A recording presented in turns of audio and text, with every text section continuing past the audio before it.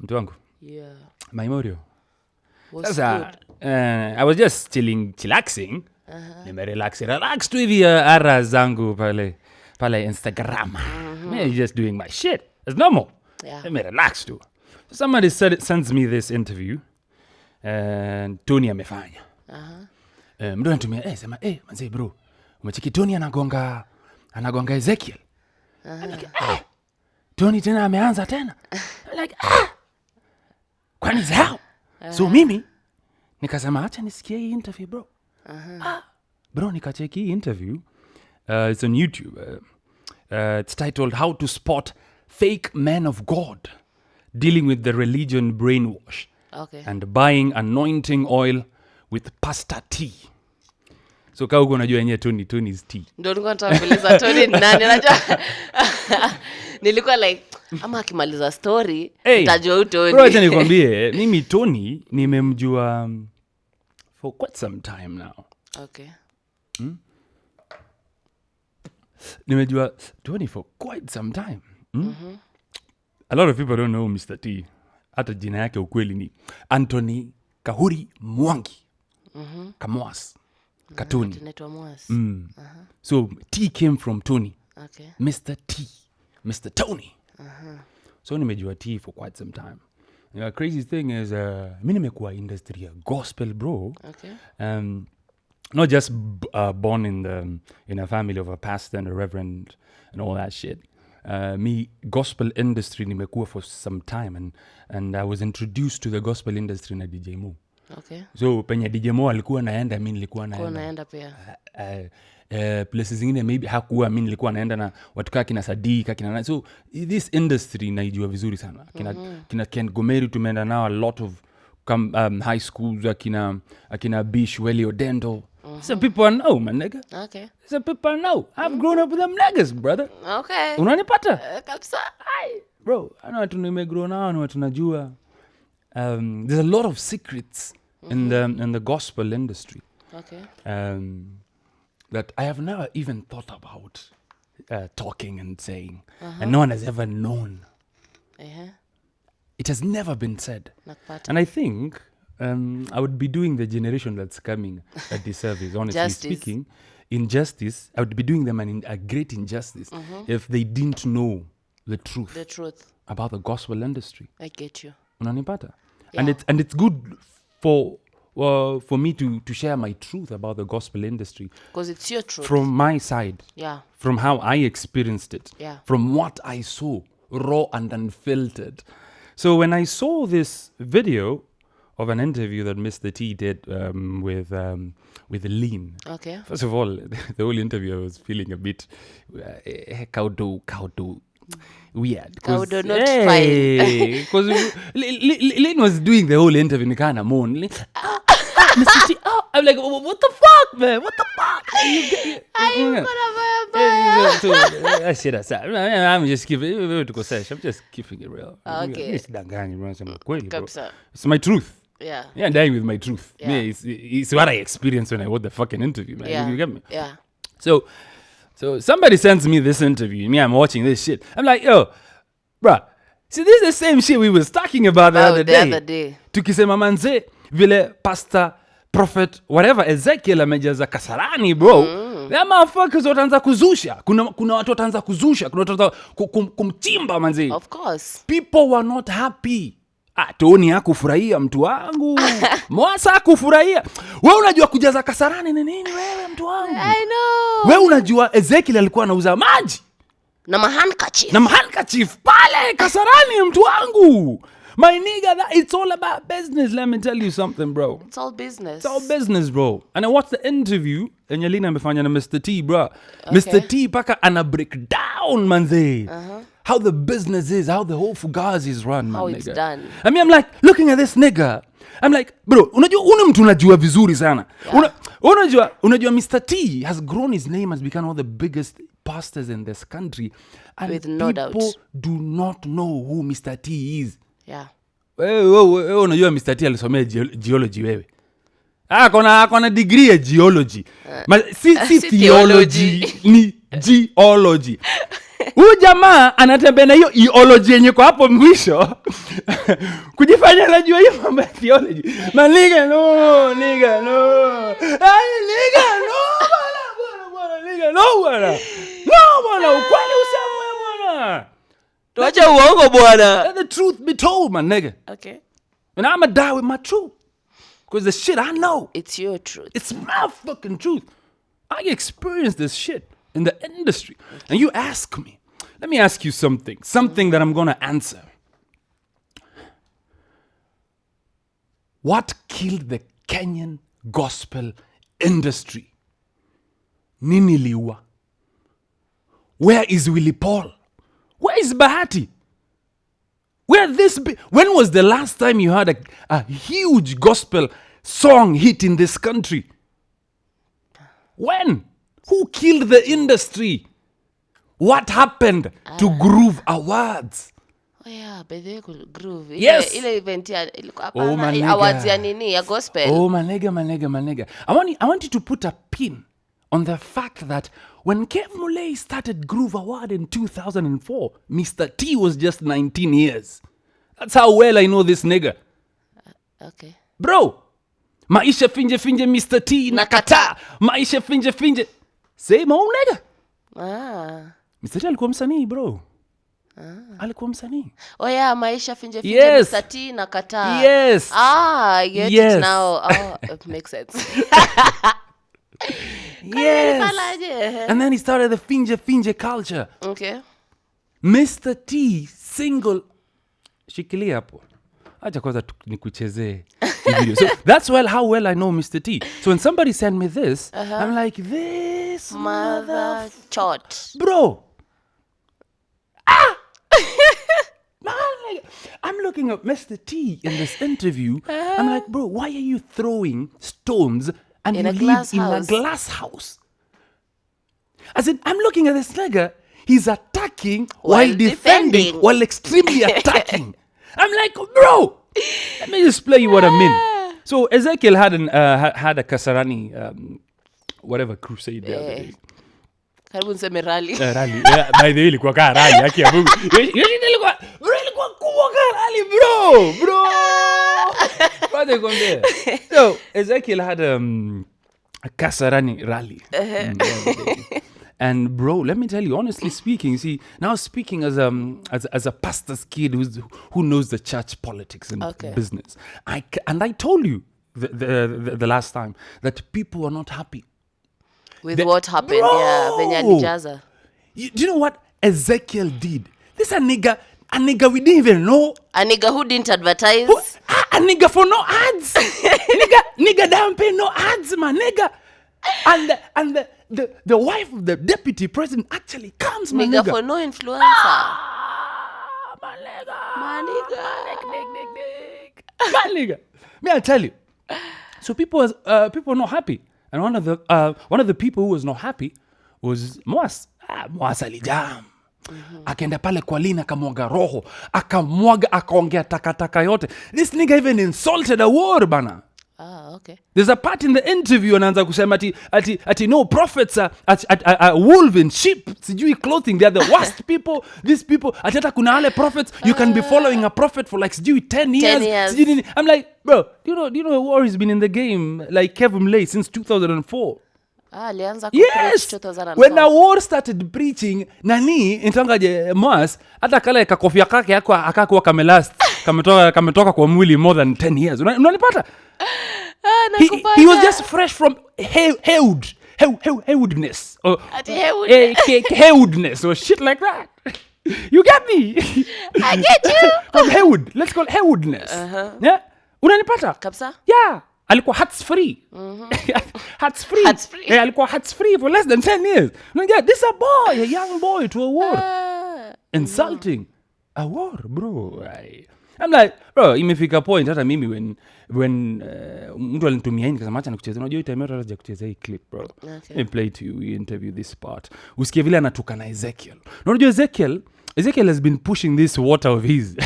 Vibaya sana anaita aje? Living water or something. Living water. Hey, Ezekiel has been I'm not playing you the ad. So let me play you this, and then I'm gonna play you the ad that Ezekiel is doing for his living water.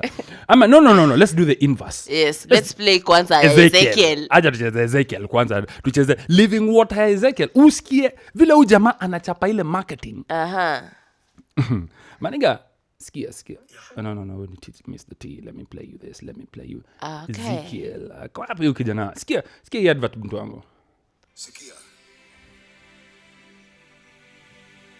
Kuna watu ambao hawastahili kusikia.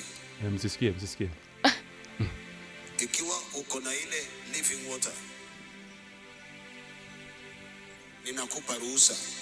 Nenda uspray chochote unachotaka, hata kama ni ya mtu, sema ni yako.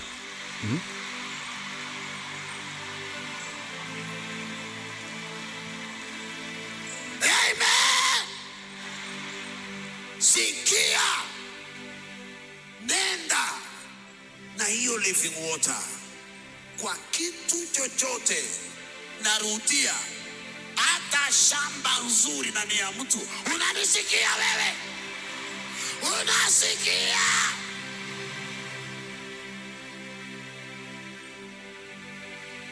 Mwangalie mtu kama macho yake ana huruma, mwambie chukua kipochi utoke hapo.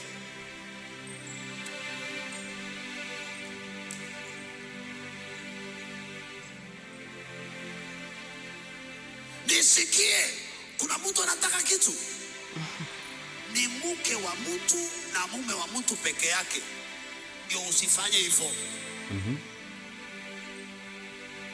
Just ana respect relationship.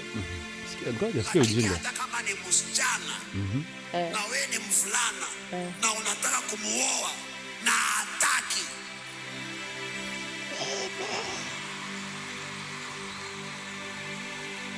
What the fuck, bro? Hata kama ni kijana hataki kusikia mambo ya ndoa, anasema ni urafiki tu, tumia living water. Tumia living water. Hata kama ni msichana hakutaki. Ipige kikuskus. Bro, now let me play you what Mr. Moas here. Bro, ameumwa. Moas anaumwa. And I can feel the pain. Saizi nani Ezekiel anapata clout yote maneka. Of course, everyone is talking about him. I'm sure hata ananua gari mpya saizi. Sikia Moas. Oh Jesus, I'll tell you the truth. These things, some of them are used as symbolism, but they are not the ones that work. I'll give you a good example. If I come and pour anointing oil here, it's not the oil that will work. It is your faith. Trust. So when we are tied to these things, oil, salt, kuvunja nyungu, and all things, when we are tied to these things, we need to interrogate our faith. Because anointing oil inaundangwa na Waindia hapa tao, by the way. Hata si Wakristo. Manufacturer. Maji tu watu wanachota hapa wanafanya anything. I know there are those levels of point of contact and all that. But when we have faith in Jesus, ideally we don't need those things. But remember, my people love it so. Yes. So personally, looking at the whole Bible, nowhere the apostles sold oil, nowhere the apostles sold a handkerchief, nowhere the apostles sold water, nowhere Jesus did that. Even when they prayed for handkerchiefs, they were taken for free. But I also know the apostles received an offering that was given genuinely, and nowhere was any manipulation. Lynn, I'll tell you the truth. And I say this because by the grace of God, I've seen it in church. When you teach men the word, balanced, balance simply means let the word touch every area of their life. Kutoka hapo ni bullshit tu nyingi, it makes sense. Bro, ni kama mjasikia kitu Ezekiel alikuwa anawaambia. Ni kama mkona hiyo advert. Ni kama mjasikia advert. Sikia. Kuna watu ambao hawastahili kusikia. Mr. T. Mr. T hafai kusikia hii. Ikiwa uko na ile living water. Living water. Yes. ninakupa ruhusa. Nenda uspray chochote unachotaka. Hata kama ni ya mtu. Enda iba. Go steal. Enda iba. My friend. So when somebody sent me this. Okay. And I'm looking at it. I'm like, what the fuck is going... Now, the craziest thing is that people are not seeing what's going on in the industry right now. Okay.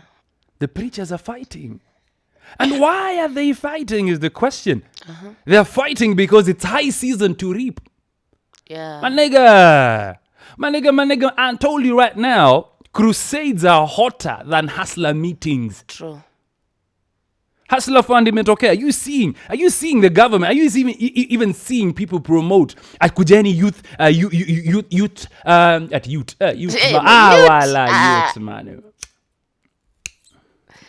Kujeni mshikane kama youth man come up na idea and hustler fund inaweza fund. Unanipata? Yeah. Hapana. Right now my youth wanashikana kuitana na kumobilize for big crusades at the end of the year. Are you understanding me? Shit is fucked up. Saizi mapasta wanapigana. Mwasi ndio ameanza kuchapa ma-interview kugonga ama preacher wengine. Anasema hakuna penye Yesu alisema tuuze maji. Ai, andika chief maji. Inafaa kupanwa bure. Ai bro, anachoma paka anasema anointing oil. Inanunuliwa hapa kwa Wahindi. Anasema Wahindi. Hapa maji unachota. Watu ambao waamini Mungu ndio mnanunua vitu kutoka kwao, bro. I was telling you about Mr. T. Bro, I know this nigga for a long time. You see, Mr. T akona shida moja. Anaishio maisha ya kifinje. Okay. Enye anakataa. Enye alikuwa naimba tuziishi. Yeye mwenyewe the chief ambassador of finje life. Finje life, bro. No, mimi niko sure nikifanya toboa. Akia nani? Akia yeye Mungu anaamini. Nikafanya toboa. Akia Mungu. Nikafanya toboa niambia watu, leteni siri zote za Mr. T, mademu wote kila kitu siwezi kosa. There is no man who is clean on planet Earth. No woman who is clean. Hakuna. But you don't decide to judge them by their past. Just because I seen differently doesn't make you judge, jury, and executioner. Yeah. My nigga be living high for life. Holier than thou. My nigga for look. Jesus Pro Max maneno. High ranking maneno. You know, I watched the interview and there's this part of the interview that he says that you cannot unlock some things in your life unless there's somebody who is at a higher spiritual level to pray for you to achieve for God to answer your prayer. Now, even in the interview, he blasphemes and says that ati iyo wewe kuomba ama wewe kuombewa na mtu wa Mungu si wewe umejifungulia baraka. It's not you who's unlocked that blessing, but it's that man of God who unlocked, and sometimes they can hold your destiny. Oh. Like what the fuck, Iyo ni kanisa bado tunaongelea. You see, Mr. T has this culture of finje. Okay. That has been pushing ever since his failed music career, failed stand-up comedy career, failed acting career. He tried all that. We saw how he failed, my nigga. My nigga, in Mr. T's rise, he has brought down many people more than raised. Nakupata. Unanipata? Yeah. And it's painful for me to sit here and see what he's doing in the industry right now, not speak about it. Bro, mimi nilitoka Christianity. Mimi niliacha kuwa Mkristo. I don't give a fuck. Mimi nitasema. Uliacha kuwa nigga for God. Mimi nazeeka bro. Sasa mimi ni baba mtu. Unanipata? Mimi nimeacha kuwa mtoto. Mimi niko na akili zangu, niko na biashara zangu. I'm doing my shit. Yeah. You get? You're actually out of the media. I'm out of all this shit. But there's a huge generation of young people coming up who don't know what happened. Yeah. Who don't know the question I asked you. What the fuck happened to the gospel industry in Kenya? Ilikufa mtu wangu. Gospel industry ilikufa. Karash. What happened? Ile time manze tunasahau paka size 8 mwenye anakataa watu saizi alikuwa anaimba. Alikuwa the queen of secular music. Aka convert akaingia gospel. It's like we forget. Alitupatia vidonge. It's like we forget, my nigga. Gospel was huge, my nigga. It was cool. Oh, nakutaka. Nakuwaza. You're my baby. You're such a bad boy. Bro, let me tell you. Hiyo ni gospel lakini. Amani. Amani Converted. Convert. Akaingia siku hizi Amani anahubiri social media, bro. Anahubiri hata watu wataki kusikia bana. That's sexy. Bro, Amani was so fucking bro. Let me tell you what Amani was in this country. Why did Amani leave secular, my nigga? I don't know. Let me tell you, Amani was the Beyonce of Kenya. Okay. Bro, you know Beyonce, without knowing, she's molded more men than women. Yeah. Bro, with songs like If I Were a Boy. Bro, acha nikwambia ngoma mimi ni mwanaume lakini najua. Hizi ni ngoma bro. From start to end. Mimi siwezi danganya bro. Me I'm a pussy at this shit. I know that song. Do you know why I know it? Because I wanted to understand the brain of a girl. If I were a boy, I'd want this man to understand how it feels to love a girl. Yeah. I would treat her better than what she's being treated. Bro, Beyonce taught you. She taught me, bro. And then Beyonce told me, if you fuck up, I'ma put your things to the left. Yes. To the left. Wow, unasema nini? Hapa kaniambia, hey, young man, sit down. Girls run the world. My nigga. And they still do. Unaniget. Boom. Beyonce molded more men. Yeah. Than women. I get People you. don't know. So I saw Amani. When I saw Amani release the song with Nyashinsky back then, bro. And Nyashinsky was a bad boy. I'm like, yeah, bro, I'm gonna be that bad boy. I'm gonna be Nyashinsky, my nigga. You fed me, my nigga. Mini Nyashinsky, bro. I'm gonna be that bad boy. Yeah, like, come here. Mademo never akitreat everybody. Bad boy. Well, nikuwa bad boy. Amani unafanya nikuwa bad boy. Nikuwa mzuri. Kuja, na kushika na kurarua kibado. Amani, mtu wangu. Amani. Catch big, mtu wangu. For Amani. Are you understanding? Seeing Amani convert to gospel, bro. It was crazy, bro. Gospel was huge, my nigga. I'ma remind you. When Kambua was Kambua, my nigga. Oh, yeah. Kambua was... Nishikilie. Niongoze mbali na maovu baba we. Shikilia hapo bro. Unanipata? Gospel songs. You're a Muslim but these things are hitting. Alice Kamande. Oof. Mshani mrembo. Bro. Alice Kamande. Hey, I gotta say this. All right. Before niongee you kweli. Sasa unaenda wapi? Utaki kusikia nikiongea juu Alice Kamanda. Unajiwekea si ukuje usikie. Bro, so as ukijiwekea chai as I was saying. Bro, you know we grew up listening to Akina Kambu and Alice Kamanda, and some of us even got saved because of this fine mamas. But these mammies were fine, my nigga. These were mammies who were bringing people to salvation, bro. You're seeing secular ugly people, and then you're seeing like fine mammies, Kamande, Nani, Kambua in the bit. Bro. Watu wengi tulinyonga sana na mammies, bro. Bro, is it true? Is it true, bro? Walisaidia watu wengi sana bro to relieve their stress during teenagehood. Kwa mmoja wao. Bro, me I was very stressed with education. Bro, this mammies made you, bro. Are you understanding? Yeah. Sister, don't say ya papa. Kapa. Arupa katu. Apu. Boom. Tobi na papa nanga. Rudia. Are you understand? Gospel music was huge, my nigga. Mini mwanake usiku nitalala mbele zake Maulana. Are you understanding me, my nigga? Kaberere and Benachi, my nigga, is in the States. Got married to this amazing, lovely girl, man. Petite, maneno. Alienda kacheza petite, my nigga. You remember LJ Masai? Namkumbuka. Alienda wapi? Asante. LJ was the king of Maasai music, my nigga. Where did he go? King of Maasai music, my nigga. My nigga. Exponential potential. Julian. My nigga, what happened? Are you remembering the gospel wave? Nearly happened, bro. I'm going to tell you the truth.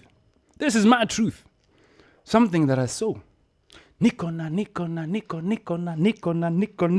reason yaku. Clap. Asante sana. Ekodida alienda wapi? Ekodida beta alienda wapi? Asante. And all of a sudden the industry changed. People ran away. Watu wakatoroka, bro. Watu walienda. What happened? And you see, when Xtian starts talking about what he found out Christianity and religion to be in the country, and me just being me speaking my truth, I'm being called blasphemous, and I woke up today nikapata kuna mtu alini block. Akanitumia verse, akani block, akaenda kwa account nyingine akanitumia screenshot bila meni block, alafu hata akani block na hiyo account. I'm like, yo, bro, uko na time. And this thing about Christianity, like Mr. T, always quick to judge, to block and throw me away. Mimi nakubali cheki kasa hizi. Mimi najua vile mimi nabonga a lot of anti-white Jesus crap to a lot of people. Inamaanisha labda mimi niko possessed ama niko na mashetani. Kwanza kiangu ni kile kikubwa, juu kinajua vitu nyingi na kina leak vitu nyingi sana.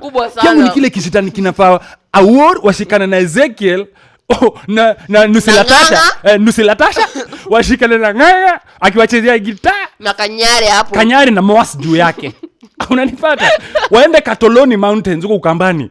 Kuombe huko Prayer Mountains in Katoloni waombe. Waniombe wanitoe mashetani. Are you understanding? This is what men of God are supposed to be doing. To pray for me, to fast and pray. To go to their God and tell God, turudishie huyu. Go physically and return this son of us. Yes. Show him the light. Perform your miracle. Now is the time for every Christian who is listening to actually send this to all their friends. Call them wambie, kujeni tuombe ukijana amepotea. A young influential kijana mwenye akili. Hivi haezi kuwa na, we cannot lose this one to Satan. Satan cannot take Xtian Dela. Ama nini? Are you understanding? Nakupata. Mimi nakubali sahi. I might even be possessed by a million. Ndio nilikuwa nataka kusema unaweza kuwa tu uko possessed. I might have, unaona zile kwa supernatural zile nyingi sana. Zile za na kujanga mingi. Za kina Crowley zile sasa. Hizo ndo niko nazo. 1,000 or a million goes to make me the king of hell now. Or the prince of hell. Whatever shit people want to say out there. I'm really possessed. Whatever Hollywood shit. Unaona? You see the problem with the Africans is if you do not know something, you will take offense if you are taught what it is. You will die defending something that you're not sure about. You get information through broken down telephone communication means, and then you will die with that information and not want to refresh or even find out if the information has been updated or what's happening new. You're not updating your software. Or even better, look for other sources apart from your own source. Bro, nataka nikurudishe kwa Mr. T. Okay. And how? I can boldly say that Mr. T single-handedly killed the gospel industry in Kenya. Mr. T single-handedly annihilated Groove Awards, manega. Manega. Nimekuambia Groove Award ikianza Mr. T was just 19 years old. Hai. Kalikuwa katoto bado. Unanipata? Mr. T was young. Do you know what? Do you know how big Groove Awards was? I want to start there. I want to start there and explain to you how Mr. T single-handedly killed the gospel industry. And I'm gonna tell you this by explaining what Groove Award was. And how I experienced Groove. Because me, I was in the gospel industry. I experienced it. And this is my truth according to my point of view. Groove was started by KEV MULEI. Bro. Good nigga. MULEI, good nigga. One of the best, smartest niggas I've ever met in my entire life. Good brother, man. I worked for this nigga. I work for him too. I work for this nigga. Very smart nigga. Very, very smart. One of the best niggas we have in this country. Okay. No. And Back then, when Kev started Groove Awards, Kev was a DJ, by the way. People don't know. Kev was a DJ, maniga. Alikuwa ka DJ, maniga. Ni mnoma sana. DJ Kev. DJ Kev. Yes. That's news. Yes. Kev was a DJ. So from starting out being a DJ, Kev hustled and struggled and bought his own equipment and then he started doing sound. Unanipata? Yeah. So being a DJ for him, it was easy owning sound equipment and hiring them out. Unaona? So it started like that. So Kev alikuwa mnoma. Kev ni mnoma. So he started like that, business. Industry hata ikuwa najua events ni nini malega. And then you see Kev had seen the future. Kev alikuwa naona you need to set up something good, something quality, something standard, and just have your own, stand your ground in what you believe in, and stand your ground in the quality and where you want the industry to go to. Yeah. Kev, crazy mind, my nigga. So he saw that. He started investing in equipment, started nini akashikana na maboy, wakaanza kugrow. Unanipata? So later on, he started Groove Award 2004. Si alikuwa na equipment twake akaanza pole hivyo bro, unaona, akaanza ku award wasanii wa gospel, akaanza kushikanisha ma gospel artists behind the scene. A lot of collabos in this country have been made possible because of Kev MULEI. Some of the biggest hit songs in this country, my nigga, gospel, people don't know. He has funded Kev MULEI with the equipment. Unaenda when msanii wa gospel naambia Kev, cheki Kev, mimi sina do na niko na nini. Do you know what Kev does? Anakuja anakuambia acha niangalie ni equipment gani niko nazo kwa warehouse zenye tutumii ziko available. Na wewe kuja, kuna maboy kuja pale kwa warehouse yangu pale Mombasa Road, nitakusetia up, kuja shoot, kuja fanya kila kitu, as long as mkimaliza mrudishe tu equipment, usaidie maboy wangu kuziset up na kuzirudisha. Are you understanding? Kabisa. And this is what Kev did. Ndio ulikuwa unashangaa ni aje gospel artist wako na music video noma, equipment noma, kila kitu noma. Kev MULEI. My nigga, this is a story that if I do not tell, can never be heard. People will die with this story in the grave, and we will be doing our generation a disservice. Kev MULEI has done so much for this industry. Unanipata? 2004 launches Groove Award. So when he launches Groove Award, Kev, being Kev, the smart Kev I know, one of the smartest business people I've ever met, Mandega, by the way. You don't, as a businessman, you don't just have one business model. You have other things that support the core. You cannot just run a business that is just one and expect it to run perfectly. And expect it to grow. It never does. You need to have like two other businesses that are supporting, that are pillars to this business. And that is a concept I learned from Kev MULEI, personally learned ever since I was young. So when Kev started his Groove Award, he still had his equipment that he was renting out for events. Are you getting me? For parties, for nini, going to do the setup, nini. So when Groove Award came, it started growing, and then Kev, also the department that was doing the events and all this was also growing. Remember, this is somebody who was supporting and sponsoring a lot of gospel artists. So of course he needed another business arm that was strong. Now the event side. Now that's when Mo Sound came in, and this generation has always thought that Mo Sound is owned by DJ Mo. By the way. Yes, no. Near Kev. Yes, Kev MULEI. Unanipata? It's for Kev MULEI. So he launched Mo Sound officially. Sasa ikakuwa poa. Maofisi nini, it became a good business. He employed a lot of this gospel artists to his own staff. Wengine wao wakafunzwa kuset up stage, wengine wao wakafunzwa kushika microphone, wengine wao wakafunzwa lights. Nigga even sent some people I personally know to South Africa to study sound. Yes, my nigga. Kev MULEI's story needs to be told for the generations to know who he is. Who he is. The important things he did. My nigga, are you seeing how he invested in these people? I get you. Because see, as an artist, and this is one thing people don't know. Bro, usanii haina do. Kwanza Kenya. People, they don't have money. You see, and this is a lie. You have such a big name, but you don't have money. And then people now push you. They start cyberbullying you. Because you're broke. Because you're broke and they don't understand. It's your art. And I mean, your art and talent that is bigger than you. Hey. And then they do not give you a chance to make money because they think you have money. True. It's fucked up. And growing up, it's sad seeing the cyberbullies attack people like Tyler Mbaya. It's painful. But you see, it's hata mili ni uma sana. It's painful to the core. They attacked him and the brother, no, right? Bro. It was wrong. Tyler is bigger than his name. As in he's bigger. His name is bigger than him. His name is bigger than him. So big. It's like Mwala. So big. Yeah. Iyo jina Baha. It's Bro, big, yeah. He's struggled to shed it off. It's so big. Unaona? And people give think, him a chance. People think he's make it. No, he's young. He's just learning himself, to be a dad. You understand? Yeah. Social media, too much pressure. Cyberbullying for nothing. It's crazy.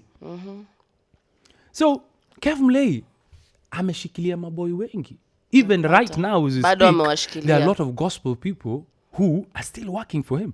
Are you understanding? That's who KEV is. Amesaidia watu wengi, launched a lot of people. Groove Award was coming, maniga. KEV was doing tours upon tours in each and every town. Groove Award, Eldoret, Nakuru, sijui Karatina, sijui wapi. And all of these places he was booking the closest to a 5-star hotel. The best of the best. A hotel that even he himself was sleeping in.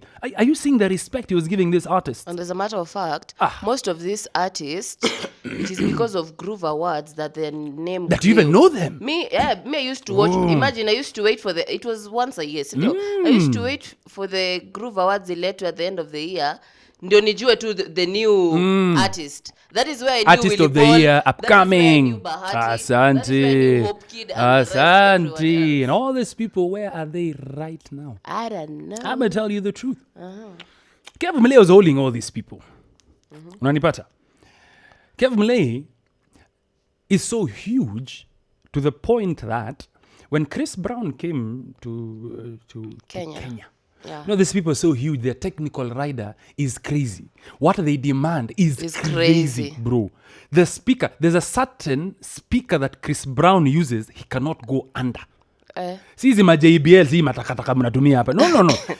For him to perform perfectly and for him to deliver the state-of-the-art performance he has, there are very few people in Africa, very few, less than even 10, who can actually do this. One of them is MULEI. And when I say MULEI's standard of equipment, I'm talking in the whole of Africa. MULEI might be number 2, if not number 1. Okay. Are you understanding how big of a beast? MULEI was doing gigs in Rwanda. He was doing gigs in South Africa, doing gigs in Nigeria at the same time. MULEI, let me tell you how big MULEI is. For the generation that does not even know understand. Who MULEI is. There's a time SportPesa was launching this thing called Pambazuka lottery. Pambazuka! Niggas don't even know what it was. It died a very quick bad death. One of the worst ever products to ever be launched in the country. Are you understanding? But SportPesa at the time came with Pambazuka. Pambazuka, my nigga, Pambazuka was everywhere. Pambazuka, on the launch of Pambazuka, they were in 17 different towns in Kenya. All of them state-of-the-art stage. Setup. All of them state-of-the-art screens. All of them, everything perfect. Full setup. Full setup with equipment, with gear, with everything running, with generators, my nigga. Even floodlights at night. Film studios. Aye. MULEI alikachukua mtu wangu. Biggest company in Eastern Central Africa. Doing lights, generators and everything. Production. MULEI alichukua. This is how huge MULEI is. My nigga, when Hollywood comes knocking to Kenya with Sense 8, they want to shoot. They go to MULEI for lights and generators. And this thing. That's how huge MULEI is. Are you understanding? He held the industry for such a long time. Then came a brother called Mwas. A brother of Christ. A brother of Christ. Now, brother of Christ, after he's failed comedy attempt. He tried comedy, bro. Kanyasi. Ilinyuria. Comedy ikakataa, maniga. Tried acting ikakataa, kajaribu mziki kahit moja peke yake. Maisha finje. Mustati nakata. Akachukua. Now the finje culture started pushing in the name of people need to live a holy and righteous life. Bro, when he looked around on the people to attack, because you see, when you're pushing an agenda, you always look for someone to attack, so target audience. Yeah, target audience, so you can get some clouting. Of course. Then all of a sudden, Mr. T, MWANGI, started attacking KEV MULEI. Okay.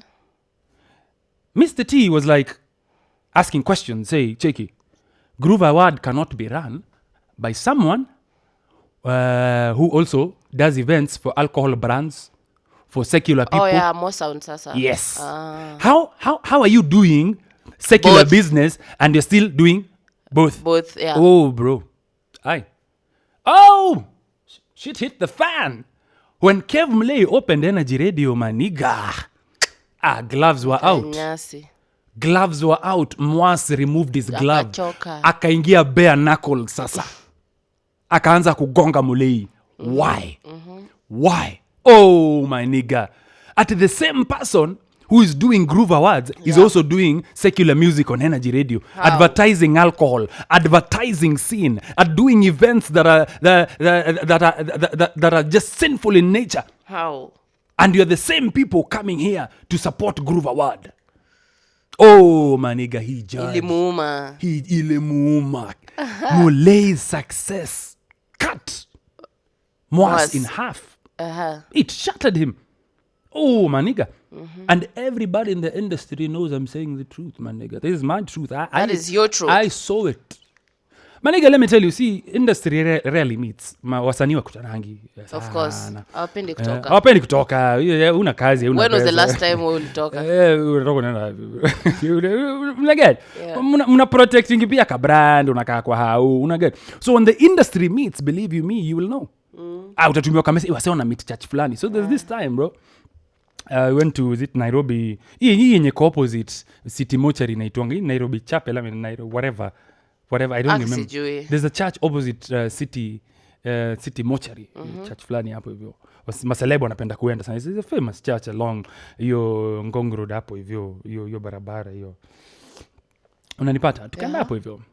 I don't know, there's something. It's either one of us, one of the people in the industry either had died, ama either was launching an album, ama there was just something. But industry never meets in church. For us to meet in church, there was a death of a family member or something, ama there's an album launch. These are the only two things that industry normally meets. Unapata maselebu wote akina Guardian Angel, everyone kila mtu amekuja. Akina J-Fam the long boy. Kijana sijui alienda wapi, bro. Unaniget? So the industry met. And in that meeting, I could vividly remember. In that meeting, I could vividly remember hearing Mr. T bitch about KEV MULEI, asking questions that ati sasa Groove Awards na secular energy rates you nini more sound KEV MULEI nini. He was asking those questions. Akidunga. And I remember getting out of that meeting. I was talking with maboy wangu before tuende GNR. Wanaenda GNR pale hivyo kunywa chai. Vale biashara. Vale biashara siku. We're going there kunywa chai bro. Ndio hapo hivyo. Tunakusanya hapo watukaa watatu waine hivi tunaanza kuongea sema manzi Mr. T kufanya poa. Hajaongea poa kuhusu KEV. Unajua KEV ndiye anaweka mavijana mafuta kwa mfuko manzi. KEV ndiye anafanya mavijana wanakula bro. Unanipata? Mr. T hit KEV MULEI so bad to the point that KEV couldn't manage. Humanly impossible to manage. People started distancing KEV. Xtian started running away from KEV, seeing what Mr. T was pushing. That indeed KEV MULEI is the devil and is pushing satanism and devilishness with his Energy Radio, and on this side is pushing Groove Awards. Okay. What happened? Atakani wewe. Utaachilia moja. Nani gani? Groove Award. Awachie yao. Wachie yao ama. Groove Award died. Mr. T single-handedly killed Groove Awards. Oh, nigga wasn't done. Yeah. Nigga wasn't done. Continued pushing the cancel culture in churches. Holier than thou. Judgmental thou. Tumefika sasa end of days, Mr. T Ubiri. People started listening to him. Umeangusha MULEI, umeangusha Groove Award, bro. Now what he didn't see was the ripple effect. Mavijana hakuna do inaingia kwa mfuko. MULEI alikuwa anaenda each and every town analipa mavijana 30k, 20k, 50k. Unaniget? Kwa mfuko mtu wangu. Sasa hizi MULEI ametoka, hakuna gigs, hakuna nini, gone. Utaweka nini? Utalipa rent na nini? Bro, MULEI mwenye alikuwa anawapatia free equipments, kila kitu, shoot nini, ameingia biashara sasa hizi zimemfukuza. There's a point in time I remember MULEI was very low and all his close friends, you know. MULEI almost went into deep depression, my nigga. You have this big thing, bro. And when Groove Award went down, all the corporates, the sponsors and everything went down. Energy Radio started being hit. And now you as the leader, you know, Groove was so close to heart. My nigga, for 15 years you've been running this baby of yours. From the point he was a DJ, my nigga. Growing this baby, Mr. T akakuja kaiua. It took KEV some time to bounce back and hold Energy Radio, my nigga. I'm fortunate enough to have been there to see KEV bounce back. I was among the first employees at Energy Radio. Yes. Yeah. So I'm talking what I know. I've seen KEV throughout. I've seen his integrity. I've seen his faith shaken. I've seen him go down. I've seen akilamba losses na Energy Radio. Seeing him rise. See, this nigga is a beast, my nigga. KEV is a beast. My nigga. I adore that nigga, my nigga. I adore him, man. He's a huge nigga. His story has to be told. It has to be told. We act as if these things don't happen, my nigga. When Groove Awards went down, bro, the whole industry down. Wasanii hawana do. Watafanya nini? Anza kuingia club, bro. Oh yeah, kwa sababu club ndio inalipa. And that's how. Oh, I give credit to my nigga Mutuva. Mutuva akachukua vijana akawachapa mseto tour. William Tuva. Are you remembering the Mutuva mseto tours in the clubs? Are you remembering the clubs? Hapo ndo sasa tukaanza kupata akina LJ Masai wakianza kuenda place kama 18. And all these other clubs. Akina Mashimono wakianza kulaunch mangoma zao kwa club. And there's this wave of now gospel artists starting to go into clubs to launch their music. And you're wondering what's going on. Because KEV MULEI left. He was holding, bro. Sponyore ameenda. Mlimfukuza Sponyo. Bro, and when MULEI went down with Groove, no single gospel artist stood and spoke against what Mr. T was doing. Hakuna mtu alistand na KEV. Mabeste wake walimhepa kila mtu, bro. KEV alikuwa solo. Kawaida. Uchungu manega. Kawaida. Bro, so what happens? Wasanii wakaisha, akina LJ Masai wakaanza kuchapa gigs za club. Bro, hata ukiamba na club uko na ngoma kubwa saizi. Your time, the biggest songs in the country were gospel music. True. You even knew as a club, bro, unaingia club the whole night ni gospel. Went to call church. It even felt for people who are not and I could just imagine for Indians and Muslims clubbing in the like, hey, please, are you understanding? That's how huge gospel music was in this country. Mr. T killed it single-handedly with one clean sweep. Removed, massacred everyone. Akina LJ Masai wakaanza kuchapa maclub. Mr. T of course akaanza kuingilia ama wasanii, mbona mnachapa club? You unevenly yoked people, you are yoking yourself with yoke makachiet yoke. What? Akawaingilia, bro. When MULEI went down, everything came tumbling down. Wasanii wakajaribu kuchapa ma club gigs nini bado Mr. T anawagonga. So they stopped. So ukistop, unaona siezi chapa club gig na sina do. What do I do? Toka gospel. Uko na talent. So wakaanza kutoka one by one. Living gospel. Because of who? The cancel culture that Mr. Moas started. Alianza. Because of bringing down KEV MULEI. Maniga, when the cancel culture ilishika gospel music, at least when Groove Award went down around 2019, that's the last time they did The Groove Awards. Okay. When Groove went to, when Groove Award went down, my nigga, the cancel culture didn't die with it. It continued. Mr. T alikuwa ameshinda sasa. So akaendelea ikakuwa thing. Yeah, akaendelea kupush ikakuwa thing. And this cancel culture started now hitting different people. His campaign ya finje cancel culture, without knowing him pushing and advocating for it. Without knowing, ilishika moto, became such a huge force, bro. It started like the ground was shaking, like a vibration. Yeah. Your vibration ikakuwa kubwa mpaka ikakuwa avalanche. And yeah. everything that it was finding, the vibration, the finje movement that Mr. T started was annihilating each and everything in front of it. Oh, maniga. First casualty of the avalanche tumekwambia nani? KEV MULEI. So kupeleka mbele kidogo 2021 Mr. T naye wakaanza kugonga mtu anaitwa nani? Rose Muhando. Alianza gonga Rose Muhando akisema, you see, Rose Muhando fell into deep depression. There's just so much, you know. Fame comes with just so much. Too much expectation from people, too much happening in your mind, and I'm going to talk about it later. It's just too much. Yeah. Unanipata? So Rose fell into depression. People didn't know what Rose was going through. So pastors took advantage of that. Kusema merogwa and all this shit. Mashetani. Kwanza feeding her, pumping her a lot of false information in her brains about kurogwa, sijui nini. And even continued fucking up even the most.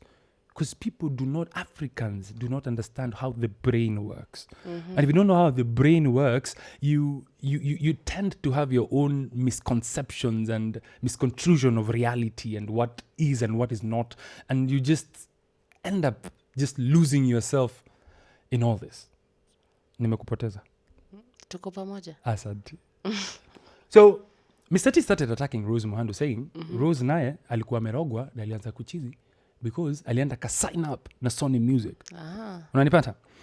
Maniga, and I'm like, Moas unatak Rose Muhando cause ya Sony. Cause of your Sony. No, umeshaangusha KEV MULEI tumekubali. Industry mzima imeanguka. Na pia sasa unataka kwenda Tanzania kuangusha ya Tanzania ya Rose Muhando.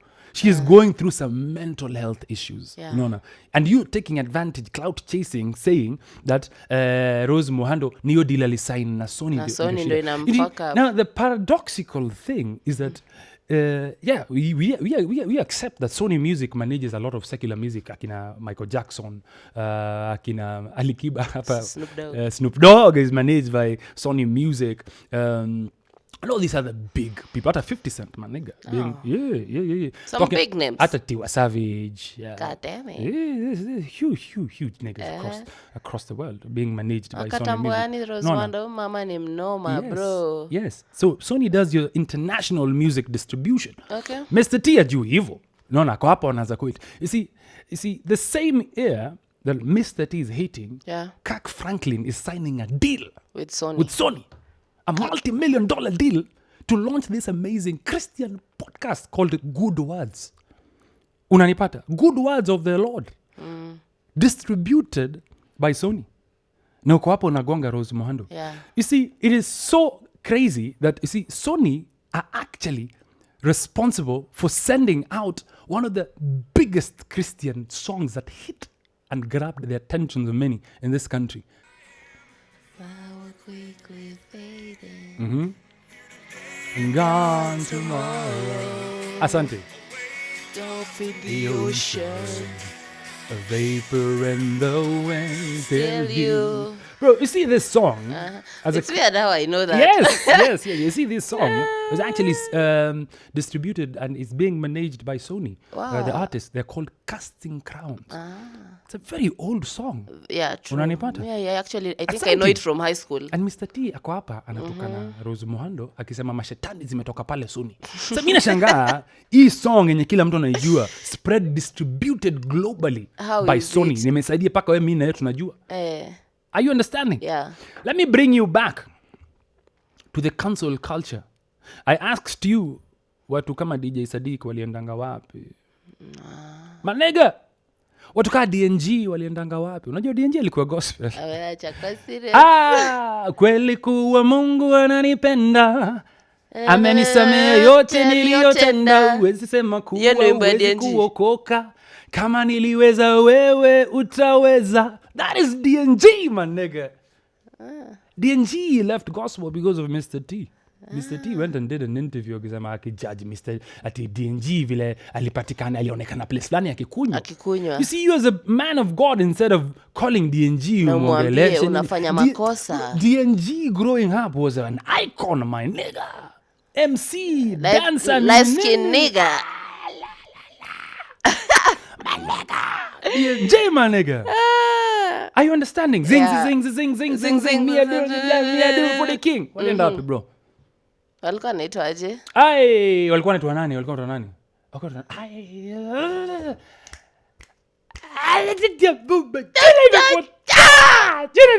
Jile Takumbuka tu.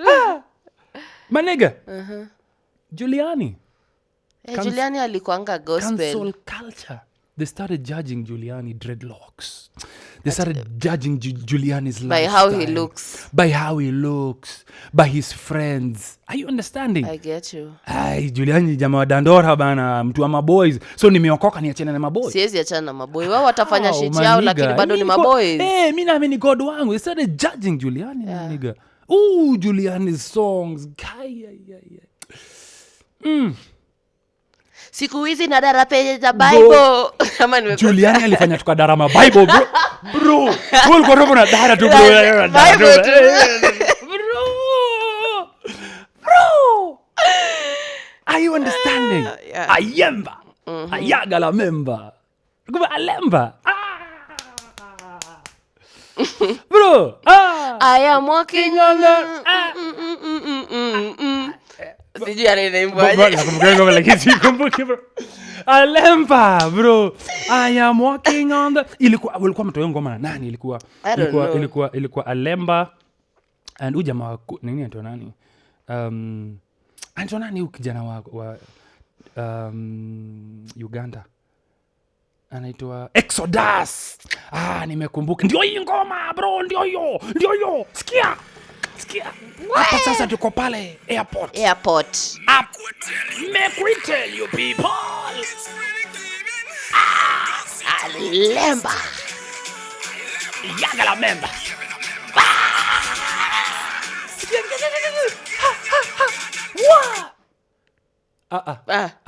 Advert. YouTube makachie. YouTube. YouTube makachie. Sasa natufanya nini bro? Akina wifi imeenda. Ama ni stima. See.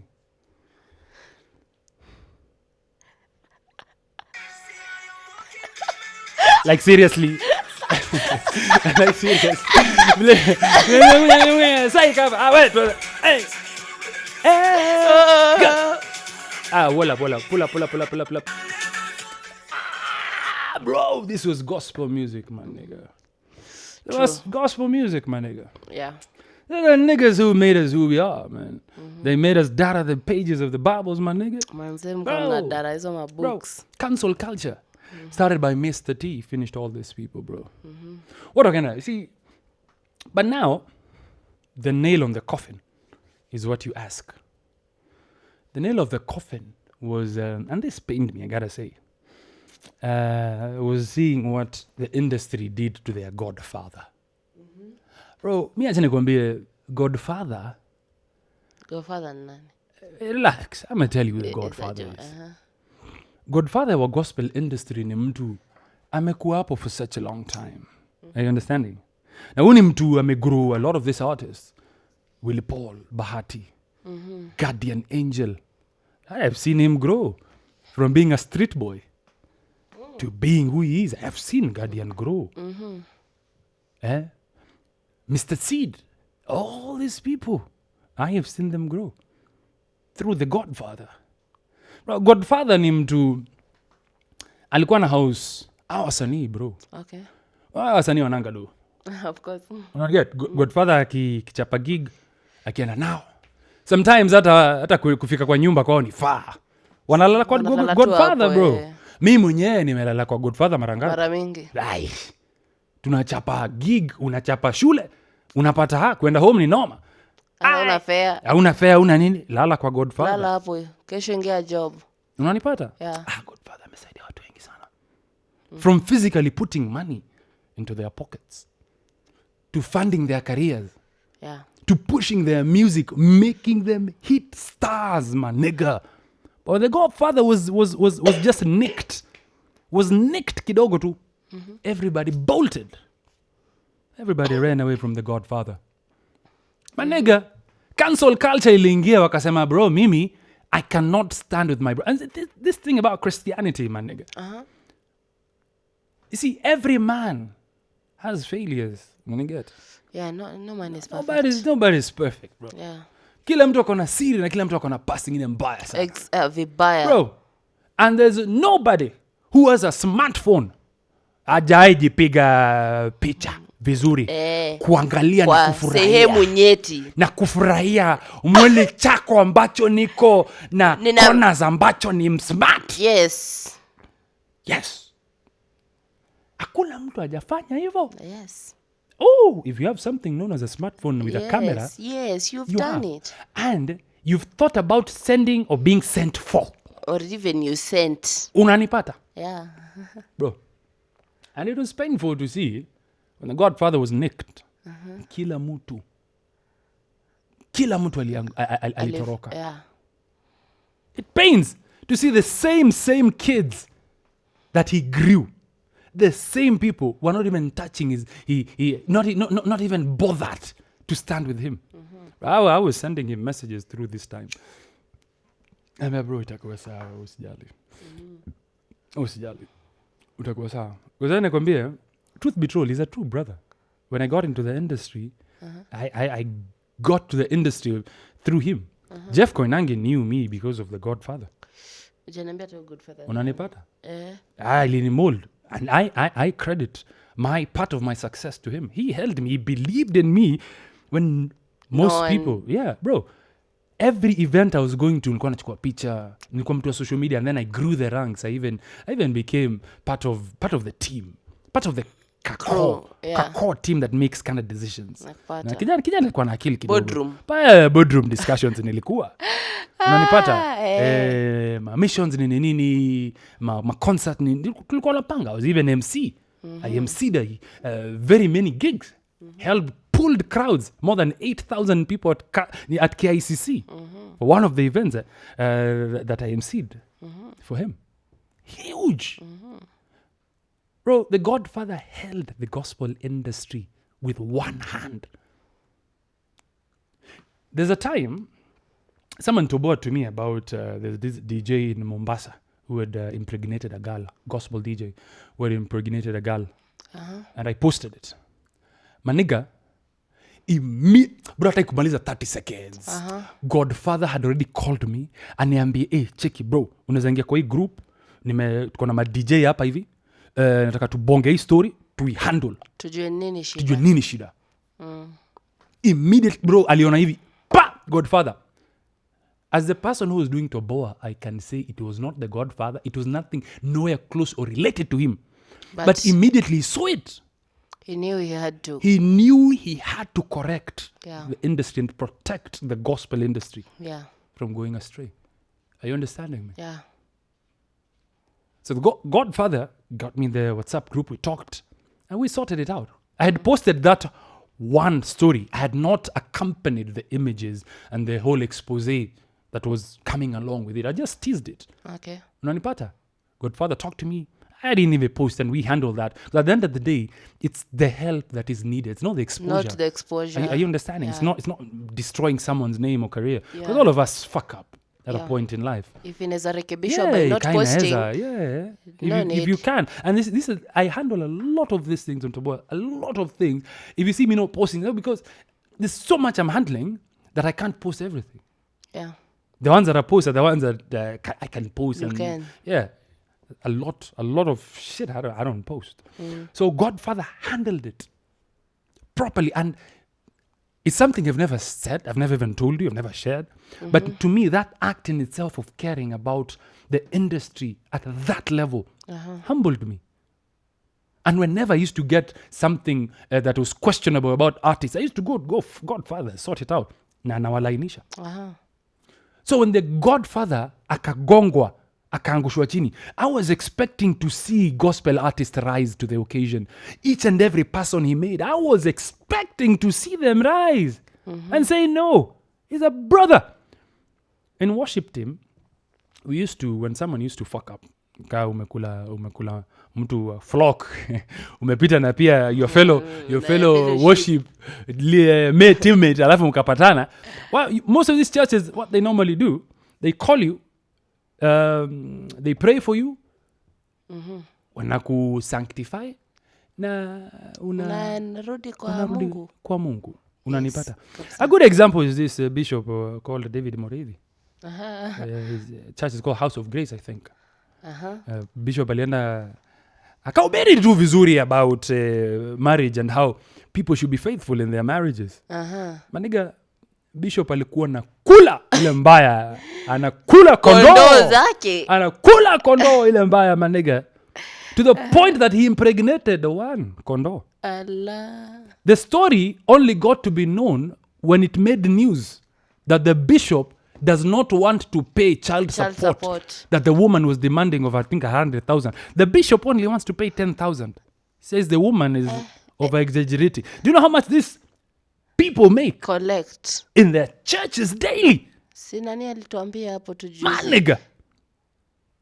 Mwasa ameko kwa hiyo advertialin, because hiyo ni advert. I don't call it an interview. He's been advertising his services. Kusema na 500. He makes 500,000.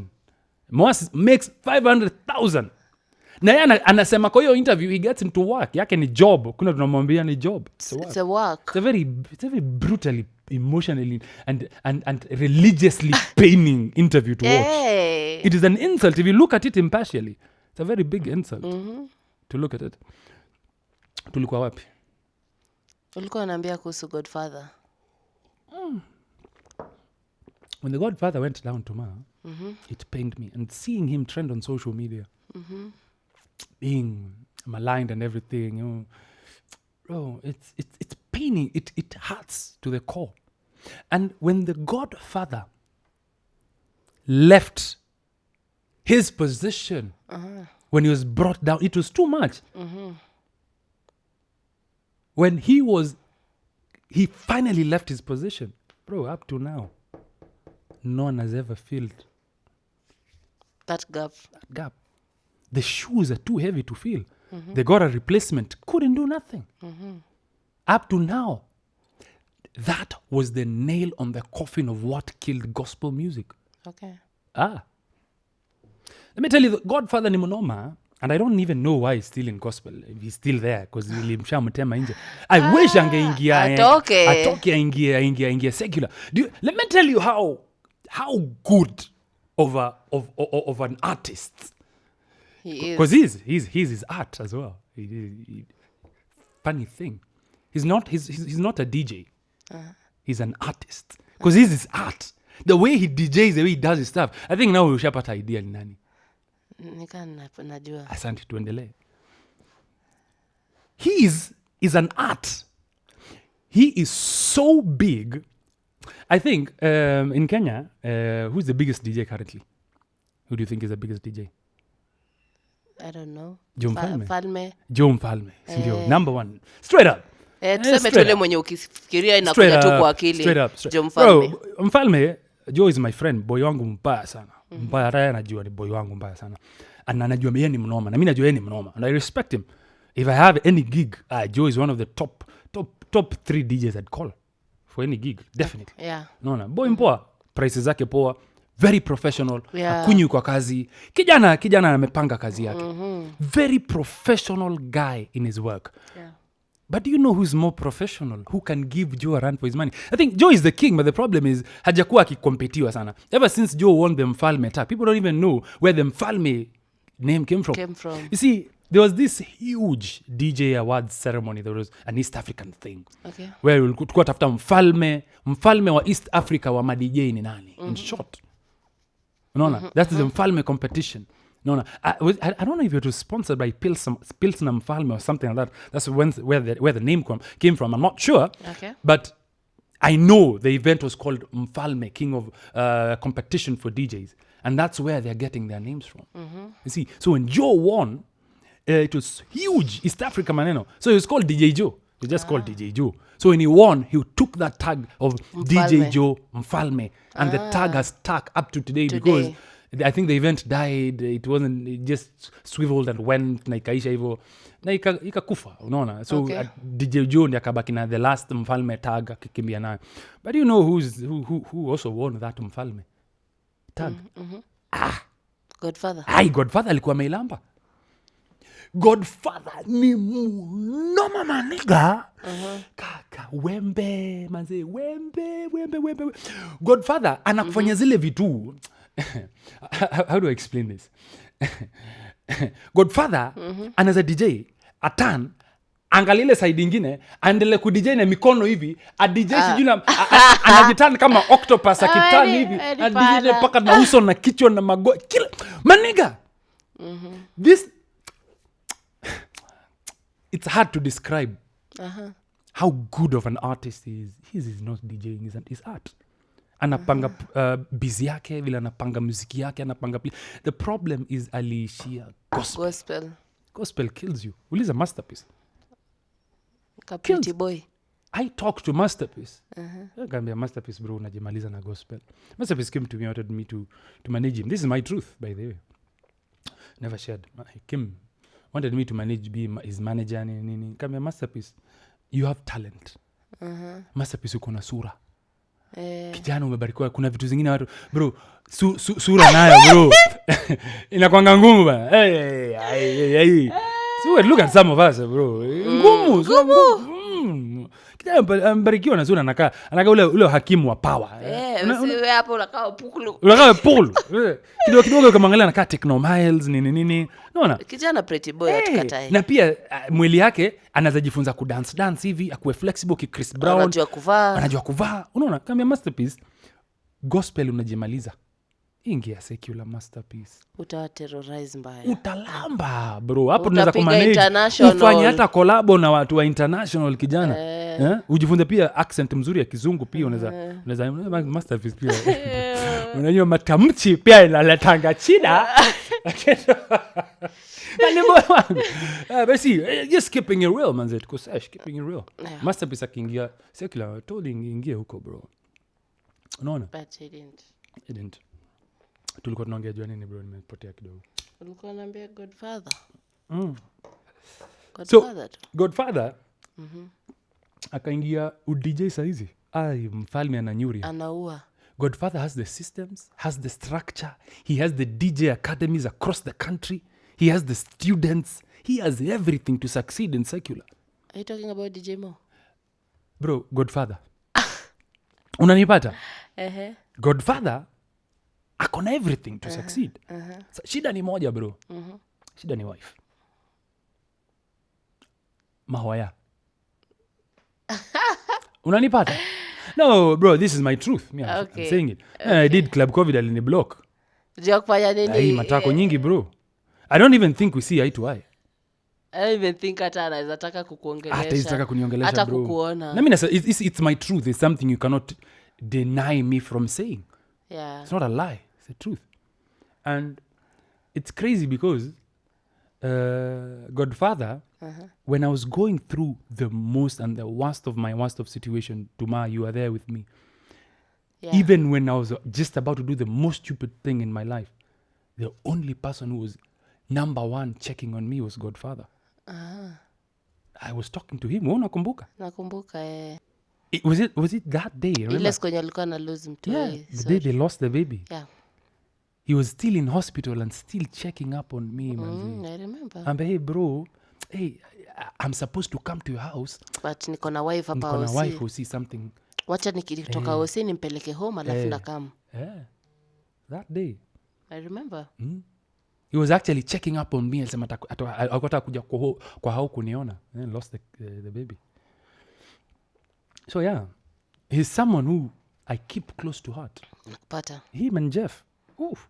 Jeff was also been checking. Jeff, yeah. Jeff Koinange, amazing guy, bro. Yeah. Brothers, I keep close to my heart. Yeah. unanipa KEV MULEI too checked on me. KEV MULEI kina Gitch Boy. He's a good brothers. Some good brothers. They're good brothers, man, nigga.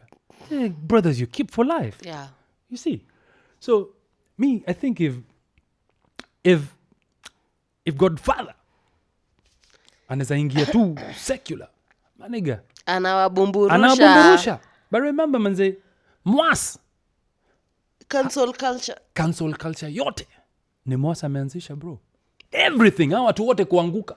And this is a story, if not properly shared by someone who went through it, it will be lost. Yeah, na mtaelewa uchungu iko wapi. Why did all these artists leave? Why did Groove Award die? Now you know. Who killed and I was there to see. This is my truth. That is how you know. That's how I know. It is not, I was there and thing is watu wanaogopa kusema, industry watu waogopa. Sijui mbona wanaogopa watatumiwa nini malaika wachinje uwe ama fanya nini. Ngeni kweli mtu wangu.